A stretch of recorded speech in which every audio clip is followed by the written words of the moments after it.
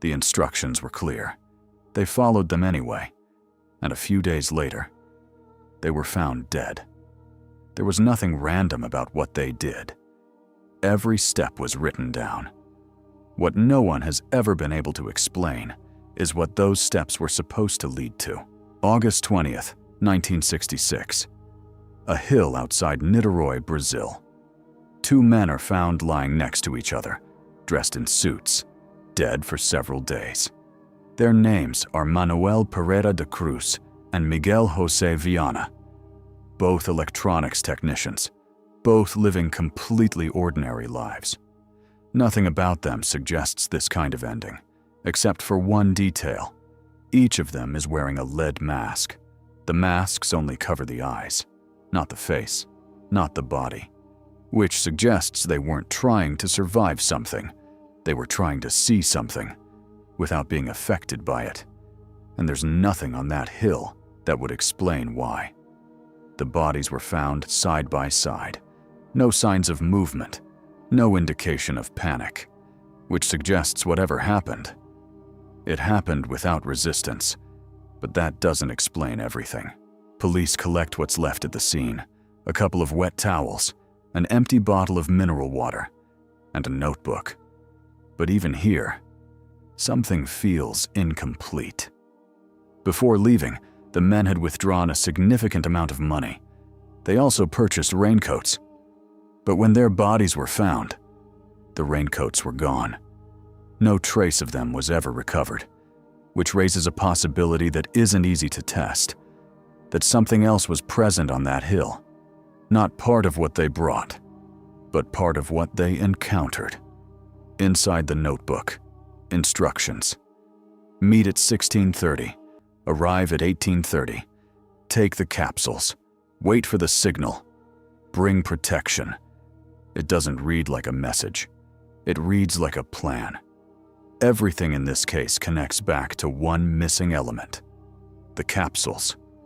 They are the only step in the plan that directly interacts with the body, and they are also the only thing that completely disappeared. The instructions mention them, but no capsules were ever recovered. No residue, no packaging, no trace of what they might have taken, which leaves a gap in the record, because if something was consumed, it either disappeared completely or it was never there to begin with. The last known conversation before the hill may be one of the most important details in the case. A waitress later described seeing them. She recalled them discussing the capsules. Seriously. At one point, one of them reportedly said the effect would be strong. That detail was never fully followed up, but it suggests something important: that the capsules were real. This is where the case becomes difficult to explain. The autopsies don't help much. No injuries, no signs of a struggle, nothing obvious. They run toxicology tests, nothing conclusive. Officially, the cause of death is listed as undetermined, which sounds like an answer, but it really isn't. It only means whatever happened was outside what they knew how to detect. If they expected something, why is there no sign that anything arrived? No disturbance, no trace, no interaction, nothing. Which means either nothing happened, or whatever did happen left no evidence at all. Investigators go back to where the men lived. They're trying to understand why, and what they find doesn't simplify things. Both men were involved in a small group, not criminal, not secret, just people experimenting with ideas, spiritism, electronics, and the possibility of contacting something beyond them. They weren't just interested in abstract ideas.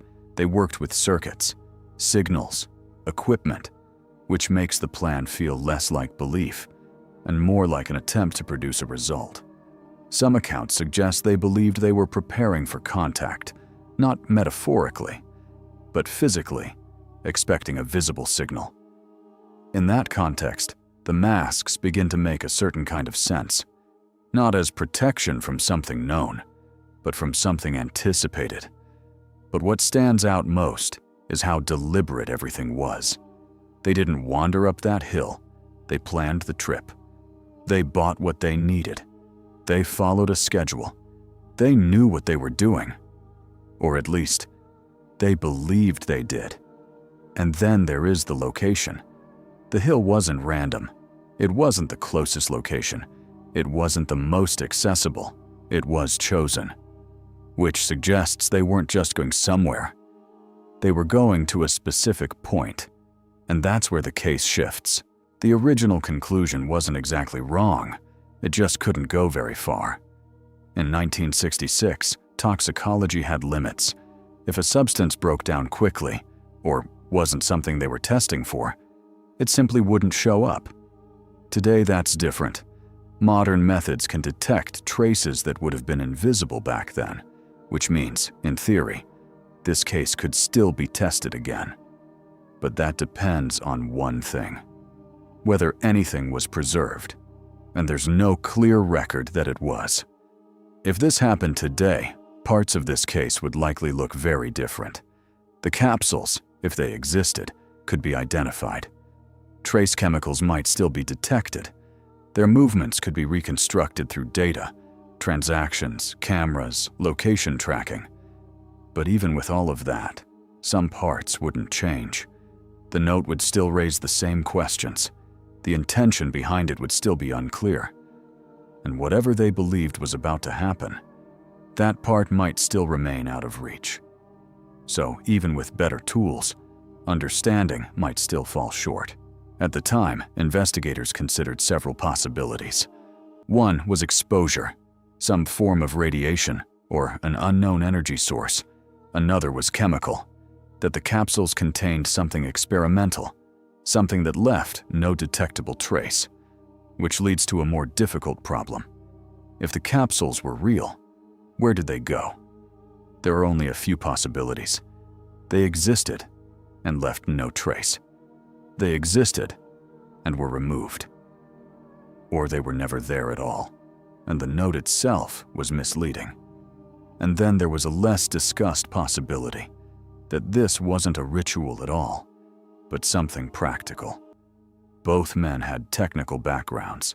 They worked with electronics, which raises a question that was never fully explored. Whether they were trying to build something, test something, or interact with something they didn't fully understand. There were also suggestions that something else may have been involved, not part of the plan, but intersecting with it. No evidence confirms that. But the absence of evidence is part of what makes the case difficult to resolve. None of these explanations were confirmed, but none of them were ruled out either. And that leaves the same problem. No one was ever charged. No clear cause of death was recorded. And as far as we know, no one has gone back and tested this case with modern tools. It didn't really get solved. It just stopped. What remains are a few questions that haven't gone away. What did they take, if anything? Who wrote the instructions they followed?